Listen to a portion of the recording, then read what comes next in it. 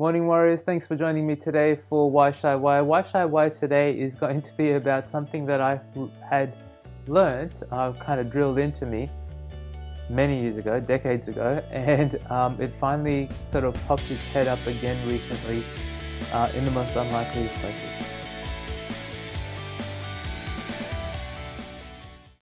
Okay, so for most of us who became software engineers through the tertiary education path, we were asked to read this book called the PM Bach. Now, I probably shouldn't be saying this, but I remember photocopying this thing. I was a struggling uni student and didn't really have the money to spend on this textbook, so I photocopied it. Found a PDF online. Even back then, we used to have those, and I still have it to this day. It's been relatively, useful. It flies around with me wherever I go.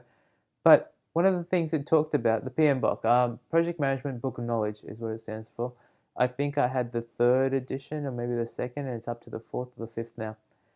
Now, one of the key things that it talks about, and pretty much any project manager will tell you this, doesn't matter what scope, what industry, is that projects come down to three pillars. Cost, which is money, I guess, usually, or resourcing. Scope, what are we building, how involved, how complex, and time, how quickly do we need it done.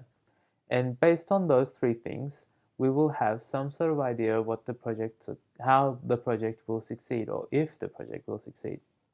Now, when you've been doing the sort of thing I've been doing for over 15 years, you tend to forget the sort of the basic pillars, right? And you start running on top of things, assumptions later on top of assumptions.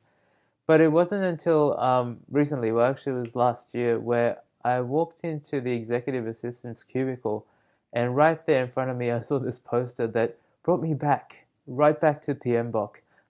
Let's take a second to have a look at this poster. There it is there. Now, you'll notice what it says is that you can do two of these three things. It can either be good, it can be cheap, or it can be fast. Now, the interesting thing for me was this. I found it in the executive assistant's cubicle, which means that it doesn't have to do with projects necessarily. It could be a task we're talking about. It doesn't have to do with technology. It could be construction we're talking about. It could be, fire hydrants. I don't know. It could be anything. So one of the things I started realizing is that if you take a moment, I don't want to get into this too much from my perspective, but I want you guys to think about this today as you meander through life, as we do. Have a think about those things that are impacted by this particular trilogy of things. Good, cheap, and fast.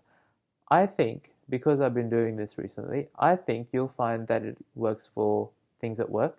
It works for things at home.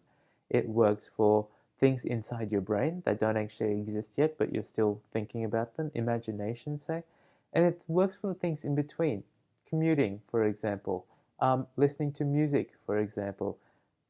At any point when you are undertaking some sort of activity, I think what's happening underneath it all, if you really boil it down to its essence, you're thinking about good, cheap, and fast.